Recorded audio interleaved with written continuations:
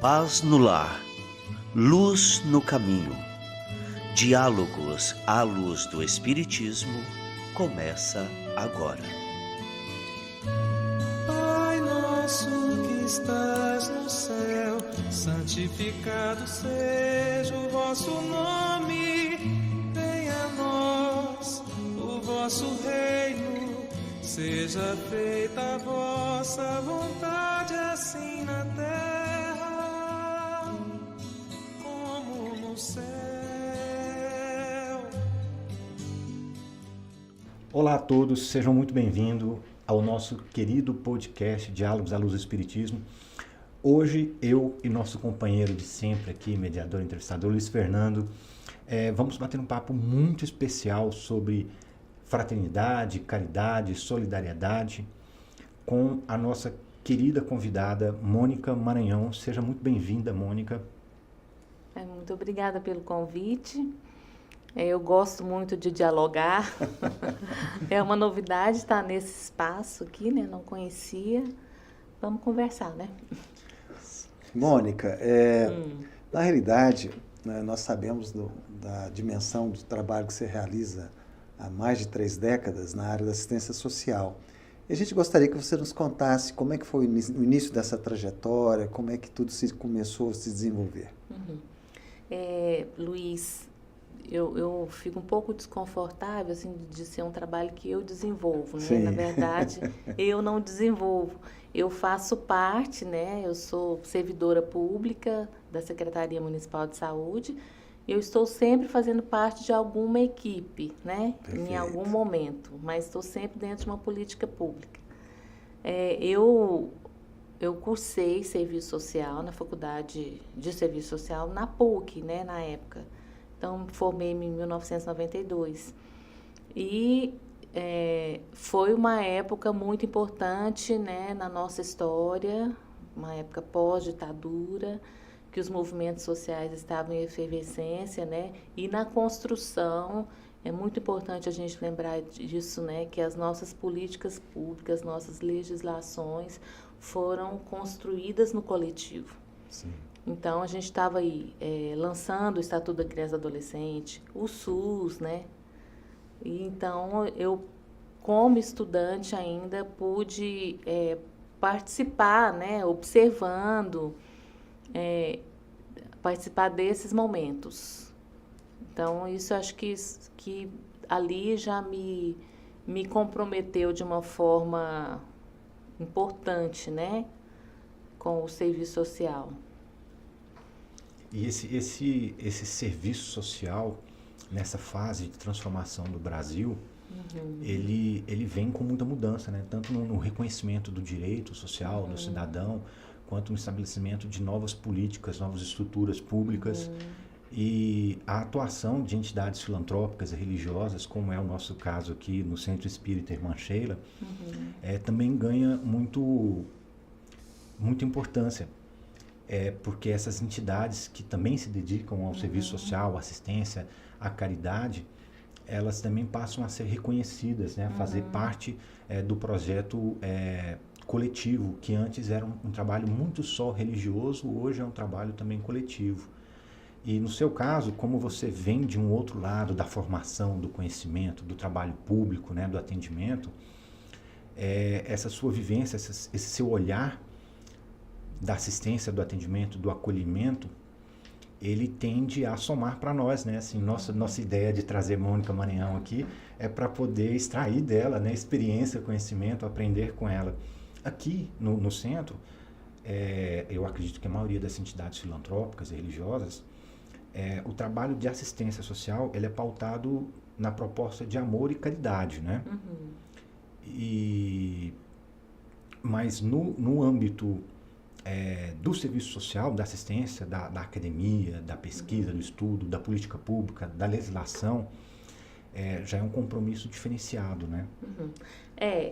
Na verdade, o serviço social, né, ele iniciou na filantropia, né? Foi depois que ele tomou o corpo de política pública, né? E foi criada a legislação, enfim. Antes era uma coisa ou das religiões ou das primeiras damas. Né? Lembra das legionárias do bem-estar? Todo mundo recebia o telefoninho em casa. Né? Então, era uma coisa mesmo religiosa, né? E filantropia. Depois se transformou em política pública. Né? Então, hoje a gente tem a Política Nacional da Assistência Social. Isso fez muita diferença. Mas eu, por exemplo, comecei minha vida profissional numa ONG. Eu sempre tive envolvimento com ONGs. Trabalhei numa ONG, eu já fui evangélica, então tinha uma ONG que atuava lá na região leste, no Dom Fernando. Tenho uma relação com o Círculo Arritou, que é uma ONG, né?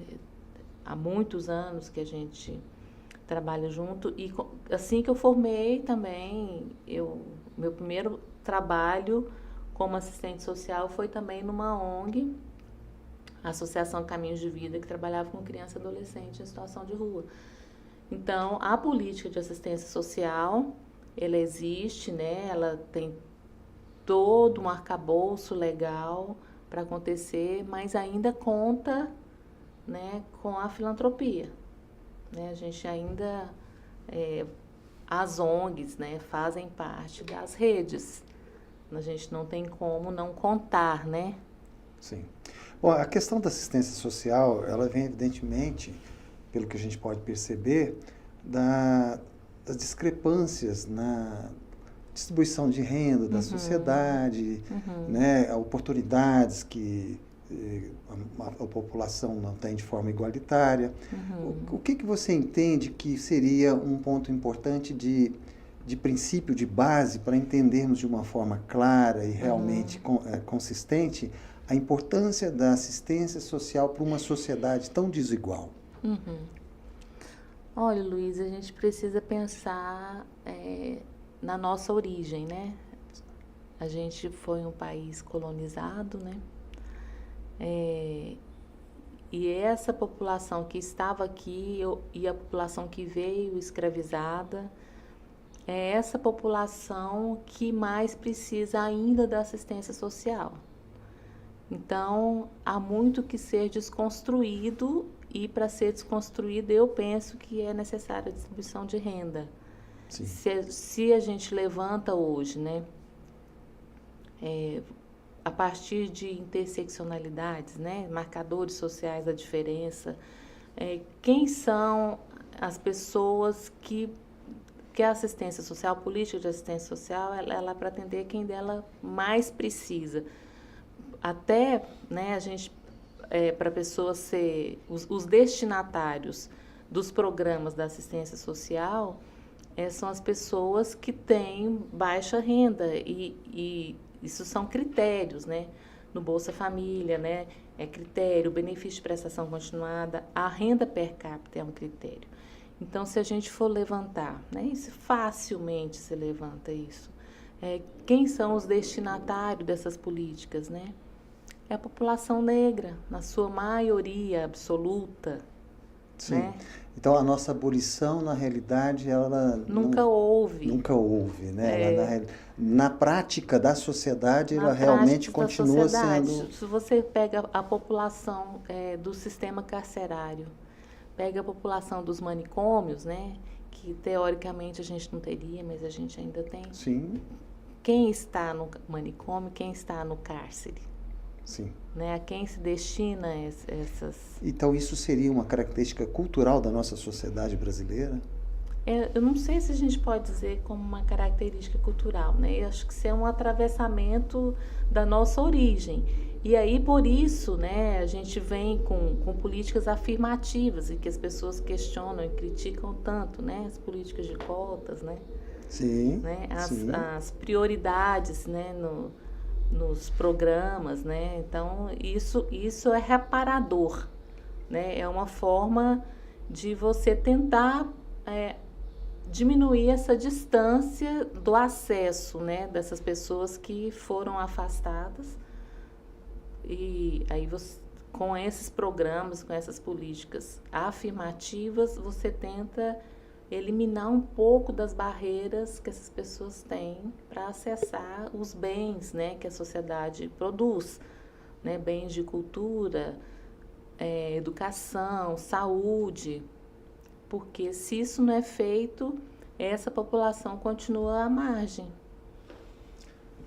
Mônica, quando você fala sobre essa questão de reparar a diferença, é nesse caminho, olha eu gaguejando, é nesse caminho que a gente encontra a ideia de equidade.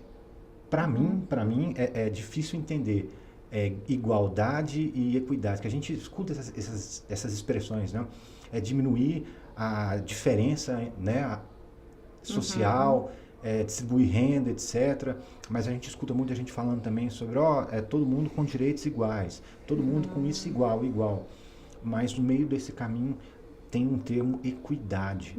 Esse é um termo que para mim fica confuso. Equidade, igualdade, diferença, marginal, social, incluso. É um vocabulário tão difícil. Para você, talvez seja uma coisa espontânea. Não é uma coisa tranquila não, Álvaro. É uma coisa, todos os dias a gente precisa pensar sobre isso mesmo. Né? Eu gosto muito de usar uma ilustração assim, a gente tem aí os serviços, né, de portas abertas, né? Então, a gente tem aí as unidades de saúde, porta aberta que eu estou querendo dizer assim, a gente tem os serviços para atender as pessoas. E aí, tem pessoas que conseguem acessar esses serviços facilmente, né? Educação, assistência social, né? O SUS, ela tem todos os recursos para chegar no serviço. Há pessoas que enfrentam barreiras para alcançar esses serviços. Mesmo o serviço público gratuito, ela não consegue chegar. Há barreiras. Há barreiras da distância geográfica, por exemplo. Né? Por isso que há políticas para a população ribeirinha, para os quilombolas, né? Para os indígenas. Existe a política para a população em situação de rua, porque é uma população... Olha a barreira. Não tenho documento, tem uma semana que eu não tomo banho, aí eu chego num serviço, eu não vou ser atendido como se você chegasse, é uma barreira. Então, a ilustração que eu estou dizendo é que eu penso na equidade como braço. Então, o serviço está aqui. Eu consigo ir no serviço, você consegue no serviço. Tem pessoas que não conseguem acessar, eu preciso de braço. Às vezes, sabe aquela mãozinha? Aquela então eu preciso do braço para alcançar essas pessoas, né? E equidade é um princípio do SUS. Mas depois da legislação, foi se pensando sobre isso e aí criou-se as políticas, né, de equidade para alcançar, mitigar as barreiras que essas pessoas enfrentam, né? Uma pessoa com deficiência, por exemplo, uma mulher cadeirante, se ela vai ao ginecologista, como que ela faz para ser examinada? A gente percebe que existem vários detalhes, né, subliminares que vão só quem gerando... sabe é quem passa. Exato, né? É interessante. Uma pessoa que tem deficiência auditiva, ela vai ao médico, e aí? Entendeu? Dentre tantas barreiras, você acredita que o preconceito é um dos mais difíceis? Um dos maiores. É um dos maiores preconceitos. É uma das maiores barreiras, né? E esses preconceitos são de todas as ordens? De todas as ordens, eu considero, né? Porque, por exemplo, uma pessoa trans ou uma lésbica, ela vai numa consulta ginecológica, na recepção as pessoas já olham para a pessoa de uma maneira diferente, porque ela é dissidente do padrão que a gente criou. Sim. Né, do que é uma mulher. Do que é uma mulher que precisa de uma consulta no ginecologista. Então, uma lésbica precisa de uma consulta no ginecologista, e o cuidado que a médica ou que o médico vai ofertar a ela é igual, né? Aí a equidade. Olha, que é delicado, né? É delicado, e a gente, numa casa que tem a assistência social, aqui no Sheila a gente tem o NEAC, que é o Núcleo de Amparo ao Carente, e tem a Casa da Acolhida, né? A Casa da Acolhida, ela faz exatamente oferecer atendimento de saúde, né? Ela tenta ocupar um espaço onde a saúde pública às vezes não consegue estar presente, né? E a gente vê mesmo a carência das pessoas, até pessoas que poderiam estar sendo atendidas no SUS, mas que procuram um atendimento aqui por motivos dos mais diversos, né? Das suas mais diferentes limitações. E o que não nos falta até hoje é o trabalho voluntário, né? A pessoa que vem procurar ajuda na casa, ela acaba se comprometendo em ajudar também. E como que é, no seu caso, na sua experiência, que você, pelo que eu entendi, você participou de ONGs, conheceu o trabalho na filantropia, mas estudou, se dedicou uma vida, uma carreira nessa área. Como que é para você, Mônica, essa opção de vida? Porque é uma carreira baseada no trabalho de ajudar pessoas. É uma coisa, assim, belíssima, né? Eu não gosto muito desse lugar, sabe? De ajudar pessoas, né? Eu trabalho numa política pública, eu tenho ali um serviço a ser desenvolvido. E também, né, aí, ideologicamente, politicamente, eu tenho um compromisso com uma revolução, sabe? Eu tenho esse compromisso. E que eu penso como Gramsci, né, assim, eu me inspiro no que Gramsci, né, que foi um teórico marxista, né, italiano, que veio depois de Marx, da revolução do cotidiano, da instituição. Então, desde de mitigar a barreira para uma pessoa entrar num serviço, né, até facilitar o acesso da pessoa ali a um prontuário, né, a desconstruir a figura superior, né, do profissional de saúde, dessa relação de poder. Isso faz parte do meu trabalho enquanto revolucionária. Então, às vezes a gente fala de revolução, a gente está pensando na revolução armada e tal, né? Não, aí eu estou dizendo dessa institucional, do todo dia, de refletir, né, o que você fez e fazer de novo diferente, né, da possibilidade de mudar, né, de reconstruir, né, do novo, né, de estar aberto para o novo sempre, muito nesse sentido. Dentro desse raciocínio de estar aberto para o novo, nessa carreira sua de mais de 30 anos, você percebeu eu até assustei agora. Você percebeu mudanças no sentido de que essa assistência que muitas vezes ela é difícil, essas barreiras que são difíceis de às vezes enxergarmos, como uma lésbica, um trans, um ginecologista, isso já existia 30 anos atrás, não era divulgado. Hoje os meios de comunicação estão muito mais abertos e por isso que a gente tem acesso a essas informações.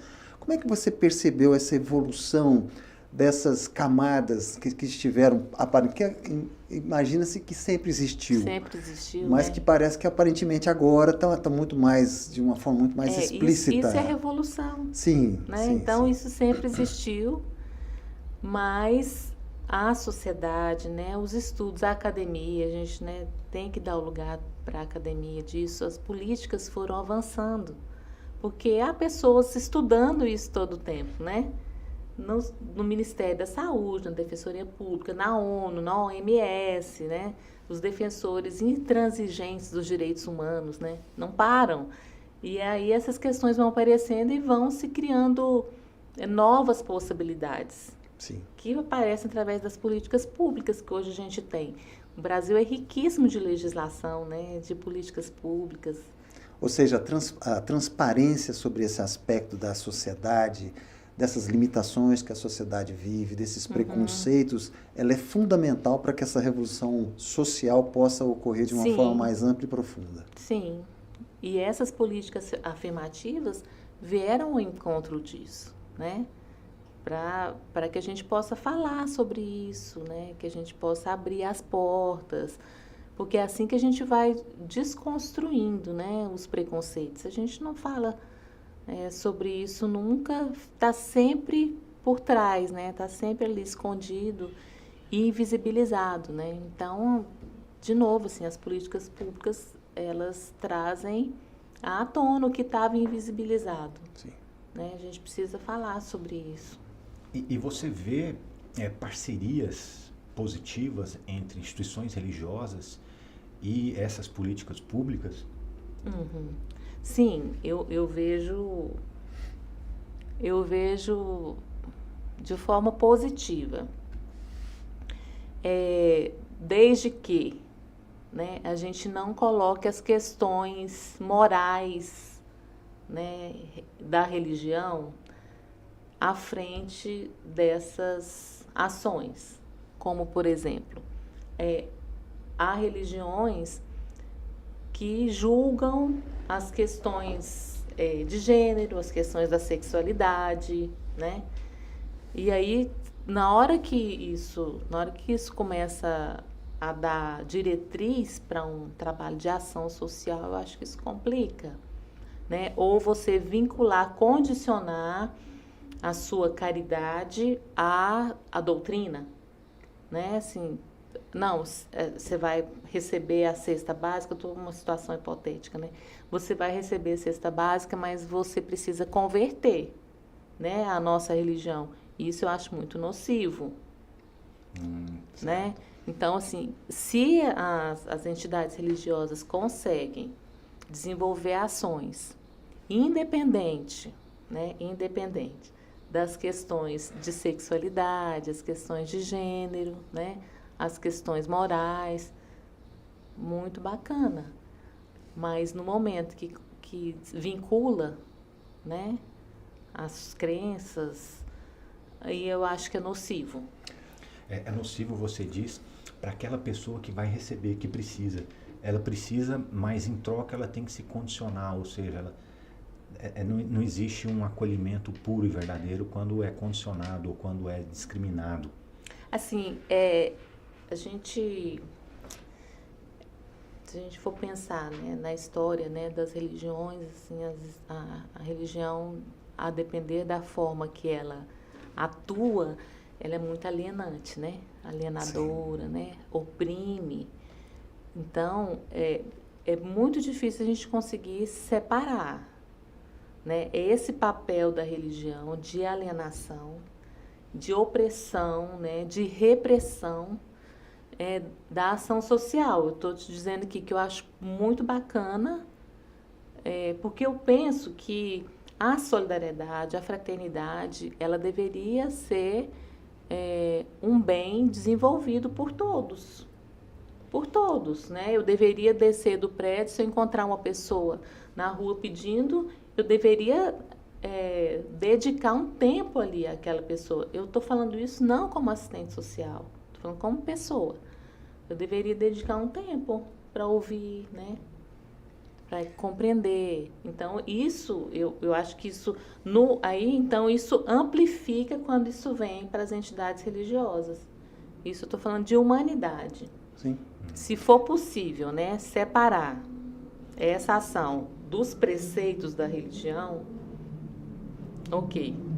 Dentro desse entendimento seu, como é que você percebe uma linha, um segmento social, político no Brasil que critica muito o assistencialismo, falando que isso acaba gerando uma população extremamente dependente do Estado e que isso não gera uma motivação no próprio indivíduo para que ele possa se desenvolver. Como é que você vê esses posicionamentos? Olha, a gente tem uma política nacional de assistência social, né? E nessa política a gente tem vários como a gente vários níveis, né? A gente tem atenção, como se fosse no SUS, atenção primária e tal, mas tem especializada, tem de alta complexidade. Não é assistencialismo, Sim. né? Assim, talvez você esteja se referindo à Bolsa Família, por exemplo. A gente vê muita crítica, né? O governo está dando tudo, está dando Então, tudo. as pessoas não conhecem, né? Porque, Sim. assim, por exemplo, o programa Bolsa Família é um programa robusto demais. Tem ali dentro dos seus princípios as condicionalidades, por exemplo. A família, para receber o Bolsa Família, primeiro ela tem que atender aos critérios ali de renda, né? E em seguida, as condicionalidades, ela vai ser acompanhada pela assistência social, pela saúde e pela educação. Então, não é um programa de transferência de renda apenas, né? E que essa família vai ficar para sempre naquela condição de vulnerabilidades, recebendo aquele valor. Não. É um programa para dar condições de sobrevivência. Sim. Né? Sim. E aí, se acompanhado pela assistência social, pela educação, pela saúde, essa família tem condições, né, de avançar nesse sentido. Se isso acontece de fato, aí é uma outra discussão. Sim, entendo. Né? E aí também, a gente tem problemas educacionais graves no nosso país. As pessoas, às vezes, concluíram o ensino fundamental, mas só sabem assinar o nome. Sabe? Então, de novo, assim, aí como é que você consegue colocar essa pessoa no mercado de trabalho? Sim. Né? E aí a gente, de novo, vai pensar assim, eu vou colocar essa pessoa no mercado de trabalho num país, um país em desenvolvimento, com um sistema capitalista tão explorador, né? Sim. Então, tem muita contradição, né? É muito complexo. E aparentemente há aí uma dicotomia em que você faz uma política pública coletiva, mas há, evidentemente, a individualização, porque a cada caso vai sendo observado. Por exemplo, em uma mesma família que tem 2 filhos, um consegue ter um desenvolvimento educacional melhor do que o outro filho. Cada um vai ter um desenvolvimento social, profissional diferente. E aí a gente vai percebendo que não dá para você fazer uma avaliação de uma forma retilínea, né, uniforme, sem observar que há essas particularidades em cada caso, né? Há particularidades, Luiz, mas as oportunidades não são ofertadas de forma iguais, entendeu? Então, assim, se você pegar uma criança que teve a oportunidade de estudar numa escola boa, que ela saía de casa alimentada, que ela não precisava sair de casa 1 hora antes de ônibus, né? Que ela voltava para casa e tem a comida na mesa. Assim, não dá para você comparar essa oportunidade que essa criança teve com outras que a gente conhece, que moram distante e não tem a comida em casa e vai comer só na escola, que está atravessada por muitas vulnerabilidades, né? Então, se a gente tivesse oportunidades iguais, aí sim a gente passaria para considerar as questões individuais, né? Sim. Mas a gente não tem oportunidades iguais, né? Então... Mônica, você tocou no assunto da diferença das crianças, né? E eu me lembrei que você, agora no começo, falou que trabalhou numa ONG que atendia crianças em estados de vulnerabilidade nos anos 90. Eu me lembro de uma outra conversa sua também sobre o projeto Cidadão 2000, que a prefeitura tinha, que nos anos 90, pelo menos aqui na nossa cidade, a gente falava muito uma expressão que eu nem sei se ela era ofensiva na época, tão quanto pode ser hoje, né? Que a gente falava os pivetes, né? Que eram crianças de rua, ou que estavam na rua, cheirando cola, cometendo assaltos. Havia uma parte da sociedade que abominava essas crianças, né? Inclusive quando essas crianças estavam ali cheirando cola, eram apanhadas, havia violência e tal. Na época, um universo, nos anos 90, a gente tinha um universo de violência, né? Ao redor de crianças que estavam na rua. E você coordenou, trabalhou, né? na ONG que você falou e também em outros projetos que acolhia, que atendia essas crianças. Esse é um assunto que eu tinha muita curiosidade de conversar contigo, porque essa criança dos anos 90, ela tá onde? Você viu ela depois em outro atendimento, em outro programa? Se foi lá no CAPS, onde você trabalhou, ou se foi no consultório na rua, que ela estava lá com os outros indigentes, ela cresceu e continuou na rua? Não, ela sumiu, o que aconteceu? E como é que era isso? O que a gente pode ver hoje, dessa época dos anos 90, sobre essa criança que estava na rua, essa criança que a gente chamava de pivete, né? Não podia chamar de pivete mesmo, não, tá? Mas tem na um época, livro, na né, época, o pivete, na época né? era isso, o livro Pivete, tinha um livro Pivete. Muitas crianças foram mortas, né? Você se lembra de chacinas? A gente teve aqui em Goiânia a chacina na Catedral, no Rio a gente teve a chacina da Candelária, né? Então, essas crianças já vinham de uma história, né? A gente precisa compreender isso também. Quem é que vai para a rua, né? O que leva uma criança a ir morar na rua, né? Imagina o pavor que uma rua não deve ser para uma criança à noite, né? Imagina, sozinha. Então, assim, aí a época era esmalte, né? Esmalte, eles quebravam os esmaltes, roubavam esmalte na Americana, quebravam, colocavam no saquinho e vivia com um saquinho assim, né? Nessa época. Eu tenho uma foto da Associação Caminhos de Vida. Eu estava grávida do meu primeiro filho, então, em 95. A gente tinha as pessoas que trabalhavam lá e tinham 10 crianças, 10 meninos. Desses 10 meninos, tem um vivo. Os outros todos foram mortos. Ou morreram na rua, ou morreram dentro do sistema carcerário. Agora sim. Eu fico assim, eu tava na esperança de que alguns deles ainda estivessem assim, ou dentro desse grupo que é atendido hoje na rua, ou que tivesse se recuperado de alguma forma. Eu imaginei que assim, talvez algum tivesse no sistema carcerário. Conseguir ficar 10 anos em situação de rua é muito difícil. Assim, essa pessoa em situação de rua, muitas vezes que vai na infância, né? Hoje ainda tem adolescentes e crianças que vão e se encontram em situação de rua. Hoje a gente vê poucos na rua. Você já observou que não é igual era na década de 90? Ele mudou, essa criança mudou de lugar. Seria correto a gente analisar que uma criança de rua ou qualquer situação de vulnerabilidade é uma consequência de uma causa. E essa causa seria a desestruturação familiar, a disfunção familiar que leva a todo esse desenrolar tão difícil para a sociedade? Luiz, eu acho difícil a gente falar essas expressões, sabe? Desestruturação familiar, porque o que é uma família estruturada?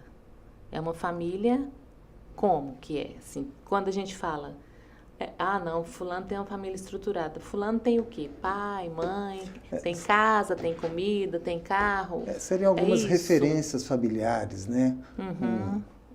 Sei lá, um provedor, ou outro, um ponto de acolhida. Eu tenho onde dormir, eu tenho onde me alimentar, eu tenho um ponto em que eu me encontraria com entes queridos, familiares, em que você traria esse aspecto psicológico, psíquico do indivíduo para que ele pudesse ter uma base mínima, né, de condições familiares para que ele pudesse ter motivações de ir construindo estruturas mais sólidas para a vida dele. Está correto ou não esse raciocínio? Está correto, porque vamos pensar assim, no nosso país, né? Eu não tenho essa estatística agora aqui na cabeça, mas a gente sabe que a maioria das famílias empobrecidas são chefiadas por mulheres. Sim. São mulheres negras. Sim. Né? Que já tiveram baixa escolaridade.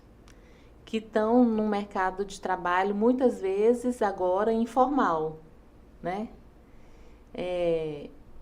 Estão no mercado informal e provavelmente estão dentro do CAD único, né, que é o Cadastro Único da Assistência Social. E aí essa mulher precisa trabalhar.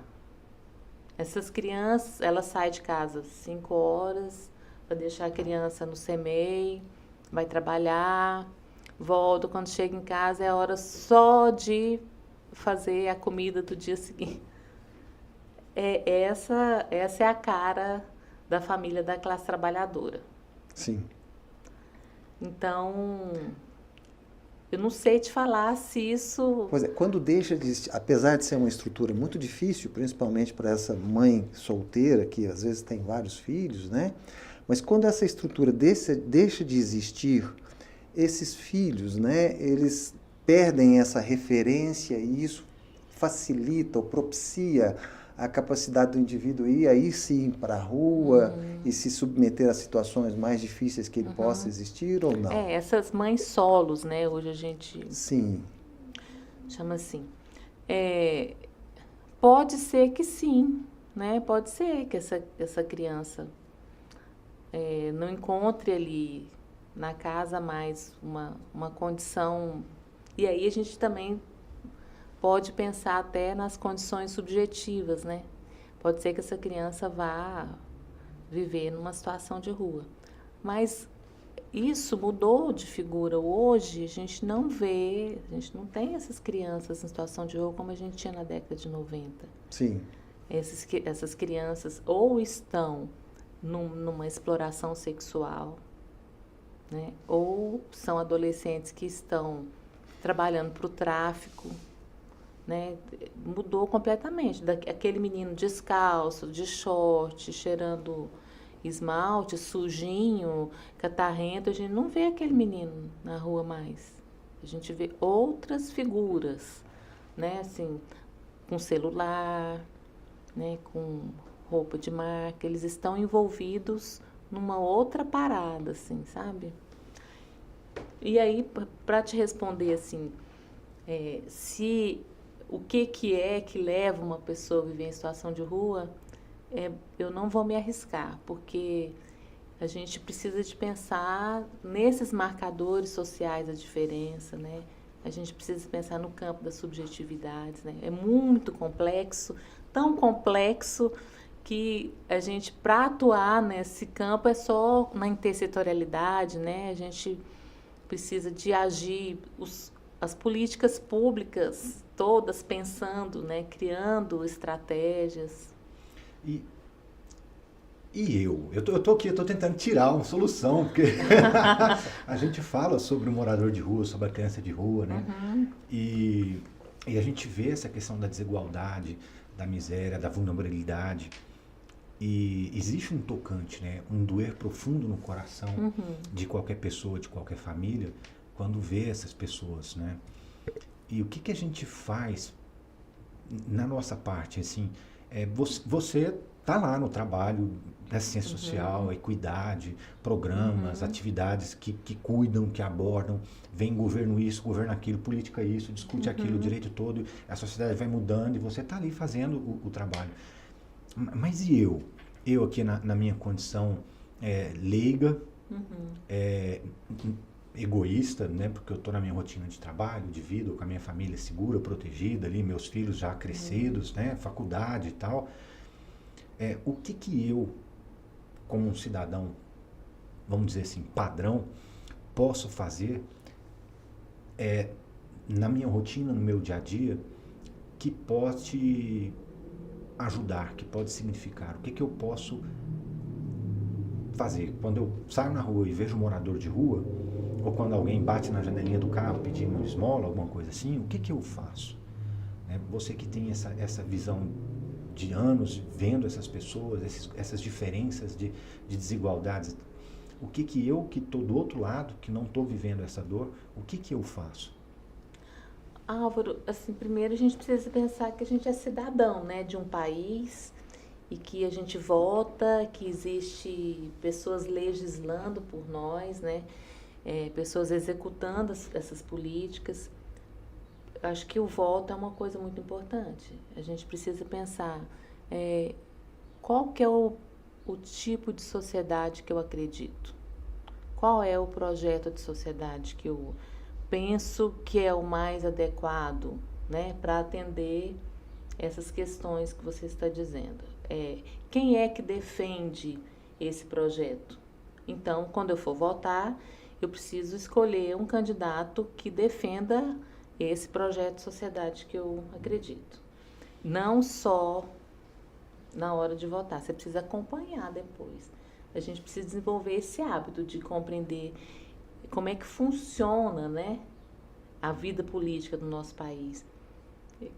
O que essa pessoa que eu votei propôs enquanto ela esteve lá, em que ela votou, né?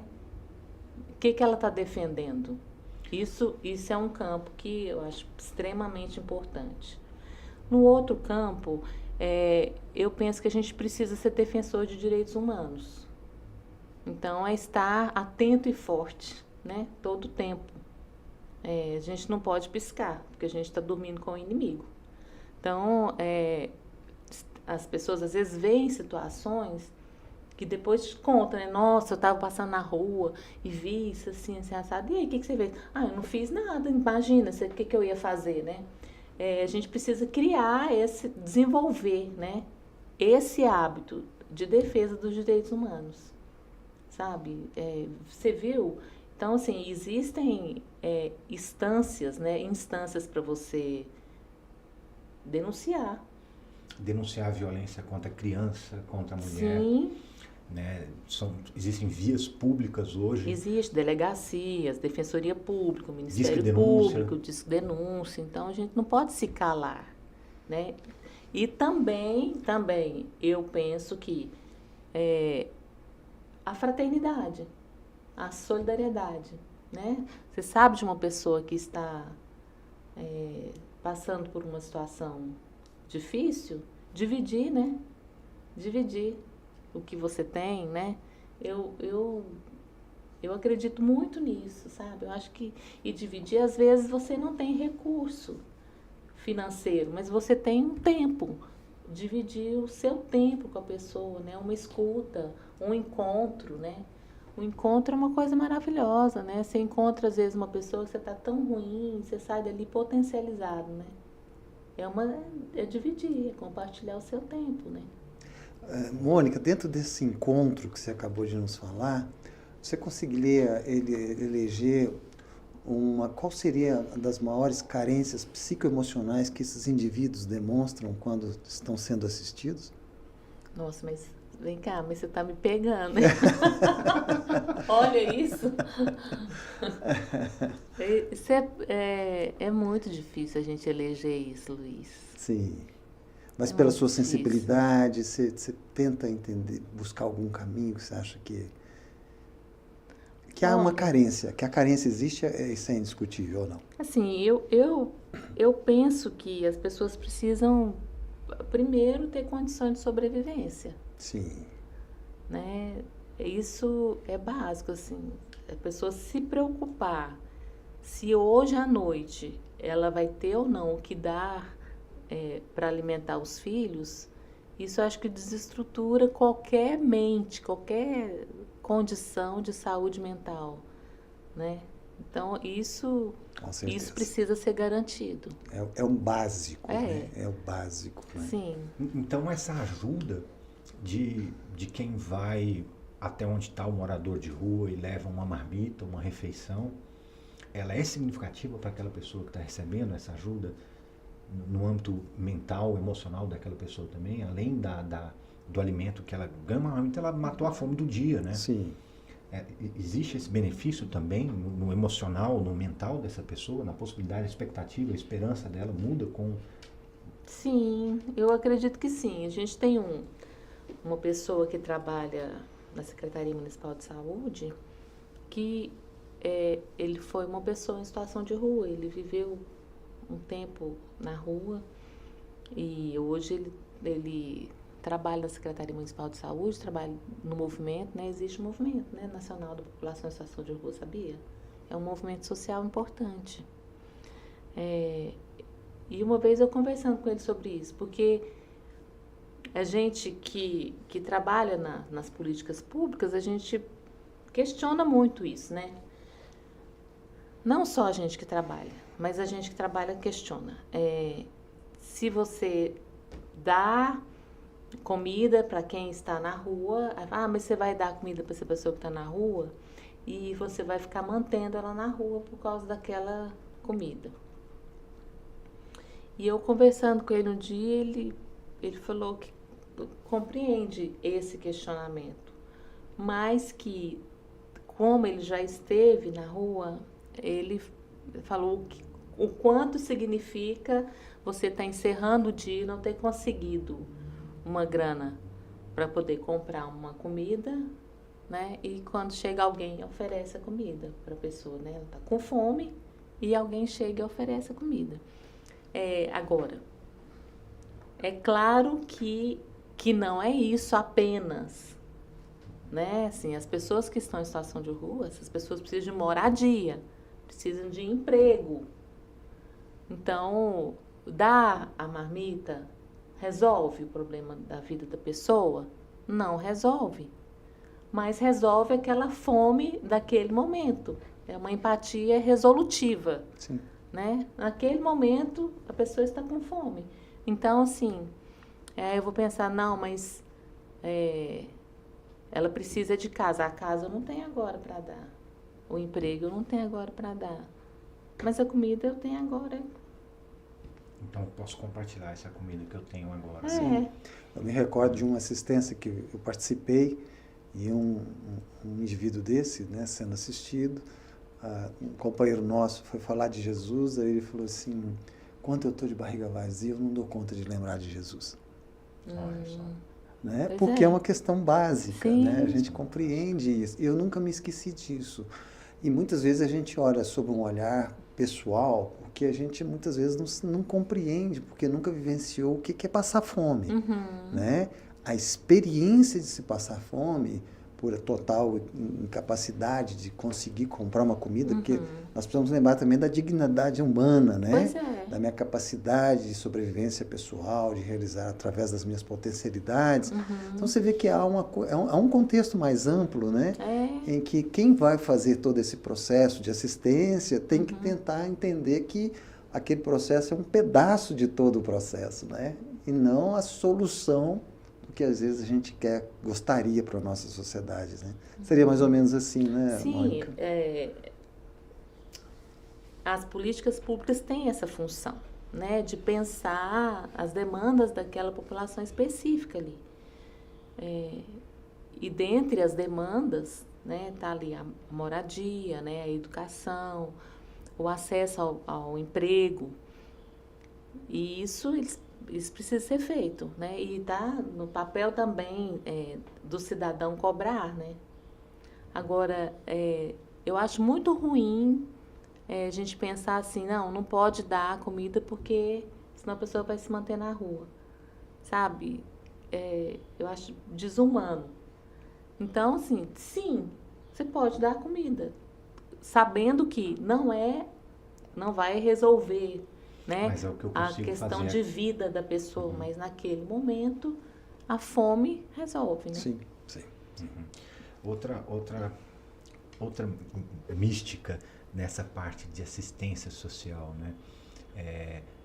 As obras sociais, as instituições que acolhem ou que abrigam, né? Como existem casas de acolhida que são públicas, existem abrigos que são privados, existem orfanatos, abrigos de idosos, né? Também tem muito idoso também abandonado, né? E essas entidades, elas cumprem um papel assim de acolhimento, de redução do sofrimento de algumas pessoas, alguns grupos. Como que esses grupos são definidos? A gente fala muito a palavra carente, pessoas carentes ou pessoas... Eu escutei você hoje falando a palavra vulnerabilidade. Essas entidades, elas têm um papel importante, na sua opinião, assim, no seu ponto de vista? Aí quando você fala, né, dessas instituições, né, hoje a gente não trabalha mais com orfanato, né, a gente trabalha com instituição de acolhimento, sabe? Ou no caso do idoso, a instituição de longa permanência. Eu penso que que sim, a gente já tá vindo aí para uma complexidade, né? Que pode ser parceiro da política pública, desde que atue dentro dos princípios, né?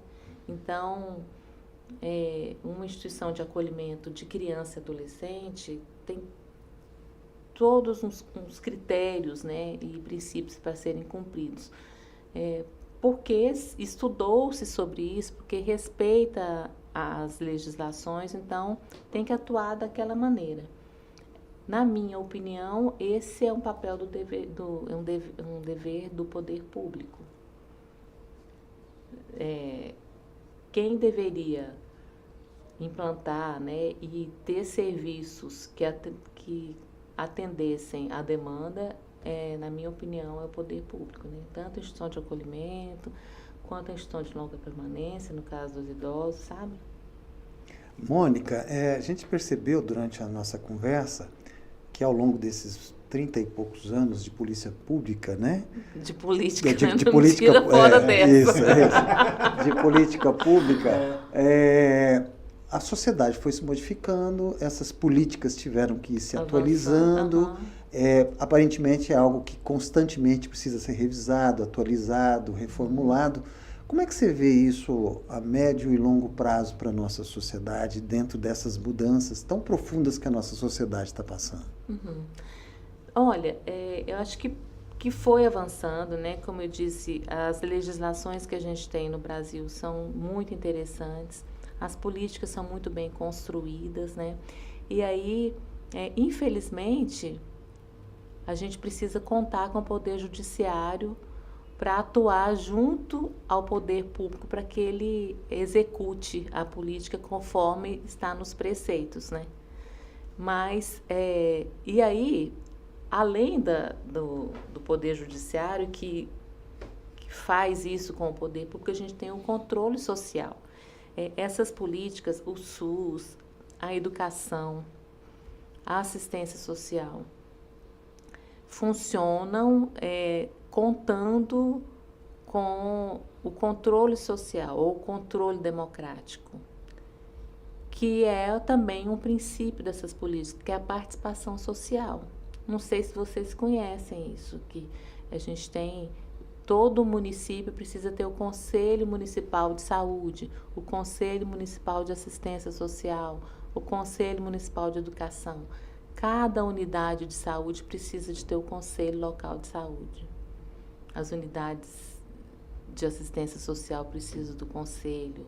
Na cultura também precisa, na educação, as escolas têm um conselho, que é a participação da sociedade, para fiscalizar, para auxiliar no funcionamento, no sentido de apontar problemas e também soluções. Então, eu penso que, assim, nós somos um país novo e um país com pouco histórico de participação social. À medida que a gente for avançando e que a gente não tiver governos que sejam conservadores e que ignorem, né, essa participação social, a gente avança sim nesse sentido, né? Porque as legislações são interessantes, as políticas estão cada dia mais bem elaboradas, mas a participação da sociedade ela é ínfima ainda. Sim. As pessoas nem sabem que existem esses conselhos, né? Então, eu penso que sim, que a médio prazo a gente tende a ter um avanço. E você acredita que exista para a humanidade, de forma geral, um futuro em que essa desigualdade e essa diferença não vai ser mais tão significativa? Fiz uma pergunta bem utópica, né? Bem para ir para o lado do emocional.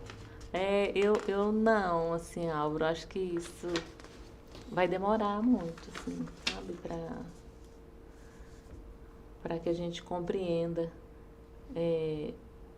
a necessidade, né, de menos lucro, né, de maior fraternidade, de que o dinheiro, ele tem a importância e ele serve para a vida, mas ele também tem servido para a morte.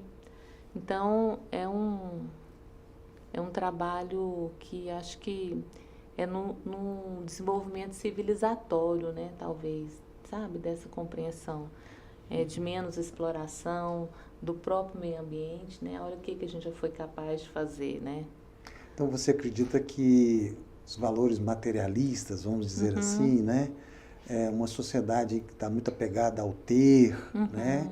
Não ver o outro como um parceiro, um companheiro. Sim. Esses valores culturais, eles realmente acabam criando um ser humano mais enrijecido, distante, árido com relação a essa questão.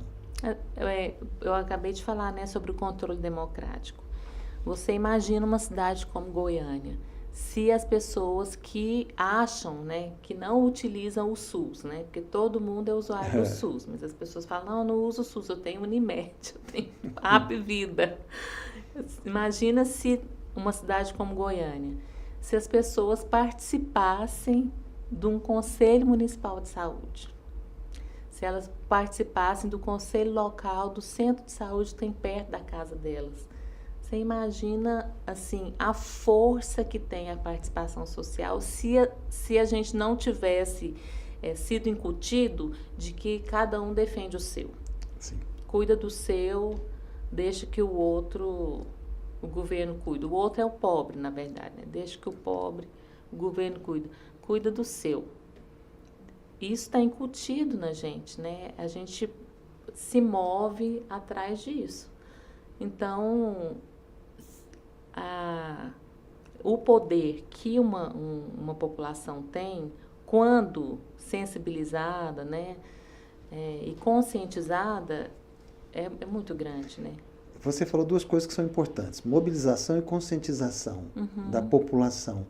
No seu entendimento, na experiência que você tem de lidar com toda essa população mais carente, que na realidade, em termos numéricos, são muito maiores do que os mais privilegiados, como é que se poderia tentar desenvolver essa conscientização e essa mobilização para que eles pudessem ser também uma mola propulsora para fazer essa mudança de mentalidade? Olha, isso é um papel também da gente como servidor público. A gente tem essa função, sabe, de informação, de educação, né?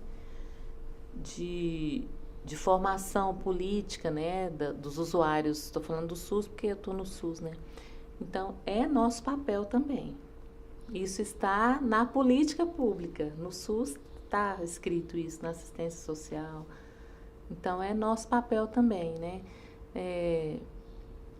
Aí, de novo, se a gente elege pessoas, né, que não têm esse interesse, então, essas políticas públicas, elas vão receber menos recurso, né? Se recebe menos recurso, você não tem um carro para você ir fazer uma roda de conversa lá no Cerrado 10, por exemplo.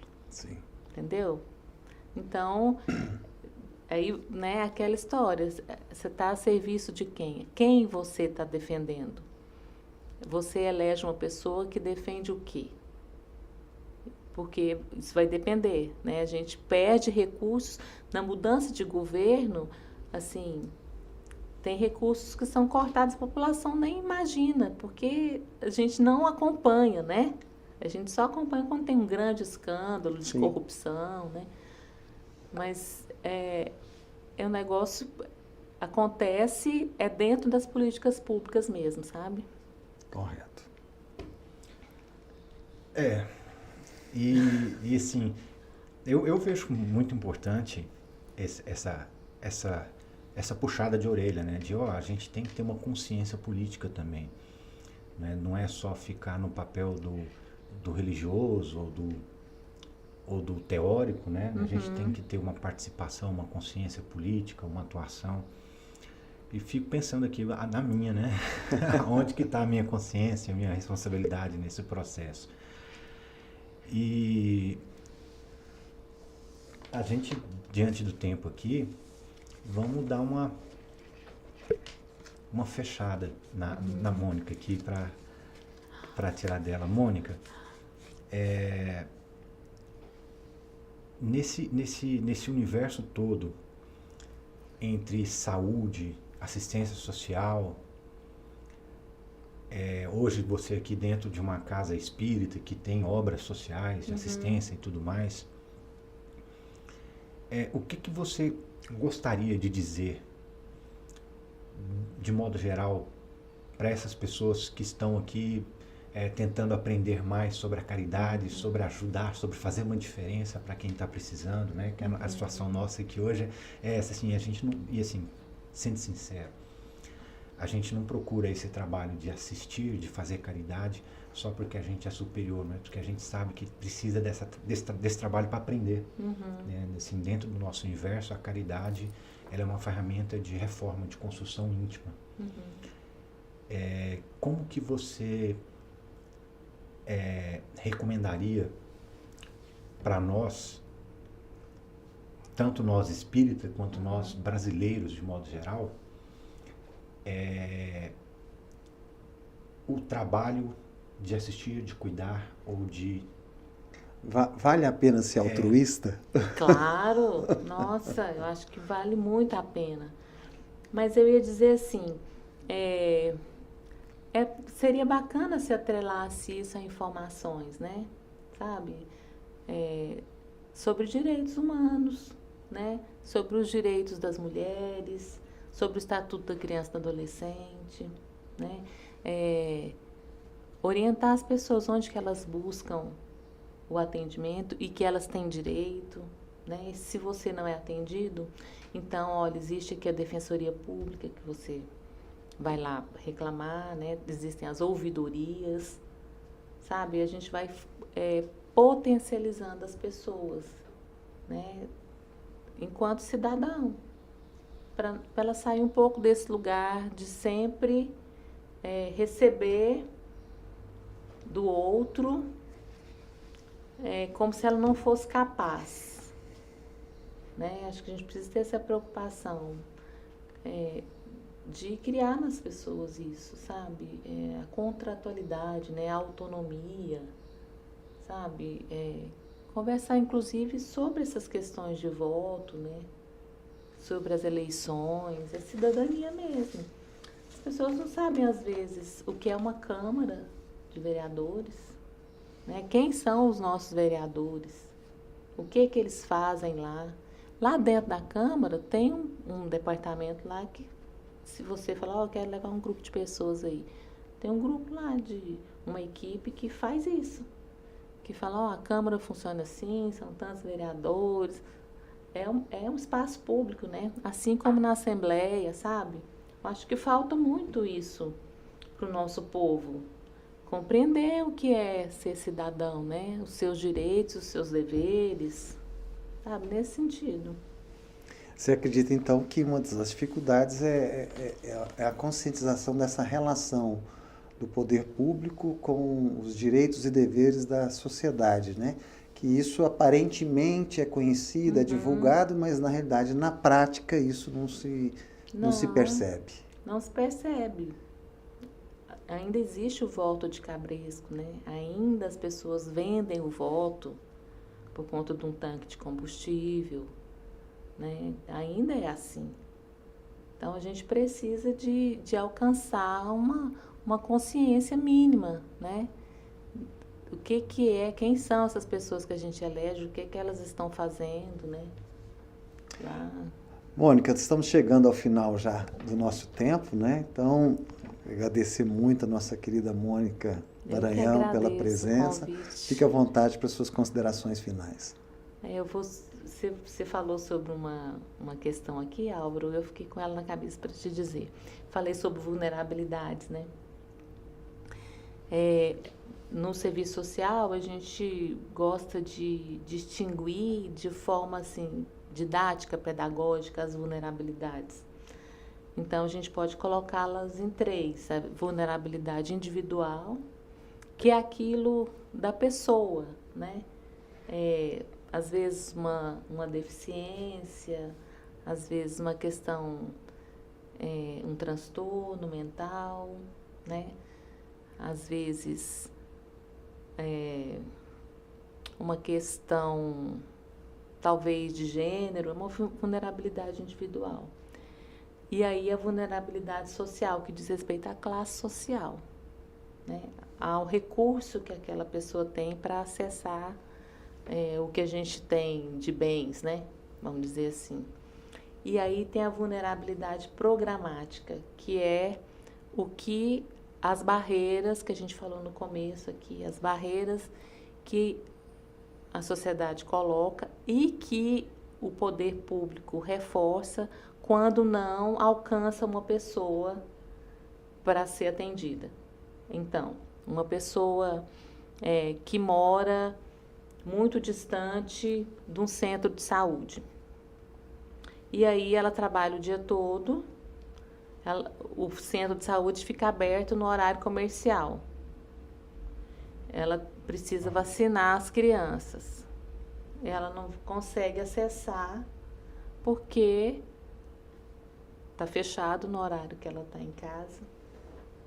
E ela precisa trabalhar. Há conflitos ali operacionais que impedem, né? E aí ela foi vulnerabilizada novamente. Então, hoje a gente também tem usado, ao invés de dizer a pessoa é vulnerável, não, a pessoa foi vulnerabilizada. Porque o próprio poder público vulnerabiliza de novo, né? Ela coloca barreiras de acesso.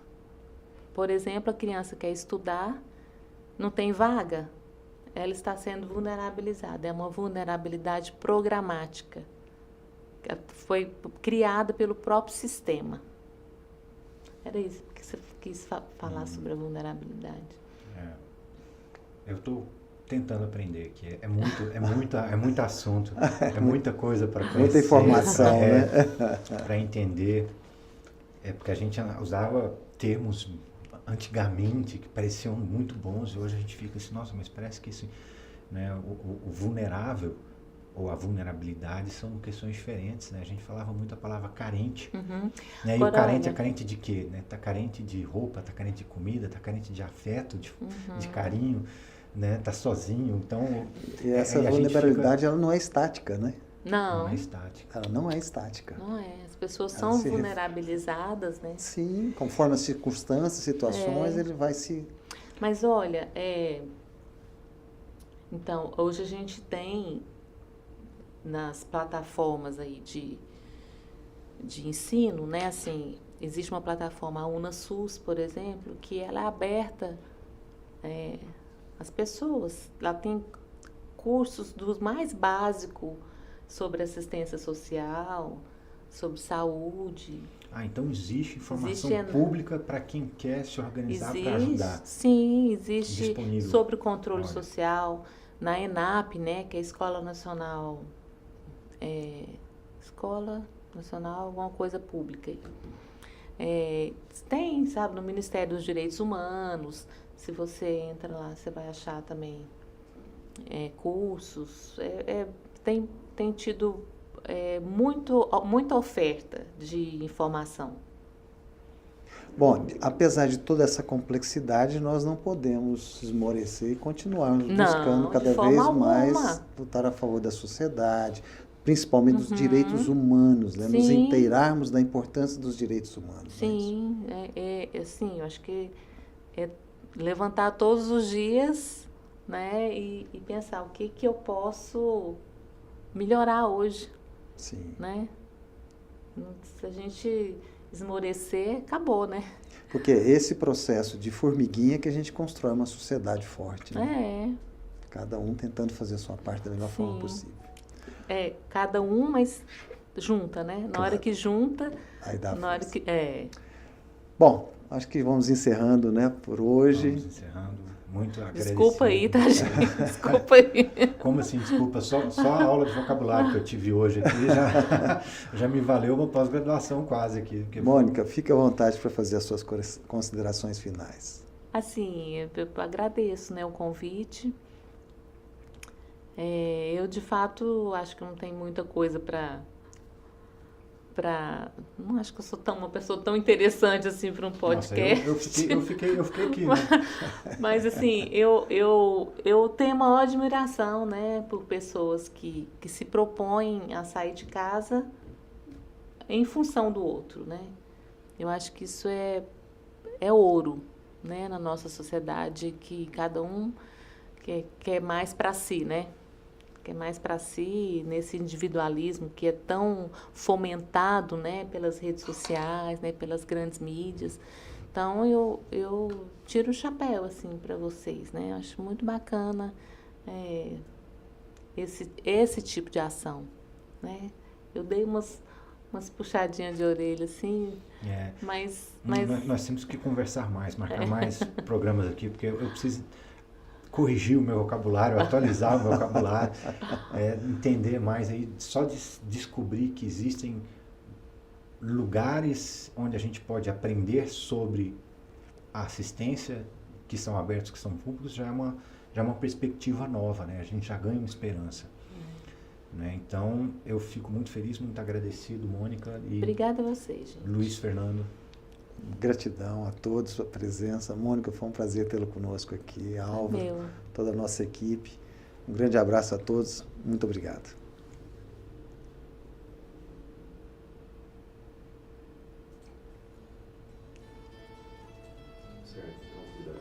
O Gustavo dormiu. Eu fico fechando o olho assim, eu vi assim, ó, Gustavo. Não, mas eu tô... O retorno. Eu não queria, quando eu tava fazendo isso, tomara que eles não vejam, mas é que eu tô meio sonolento. Você viu que o olhar da Mônica é terrível. Eu fiquei com dó de você, Gustavo. Sábado à tarde.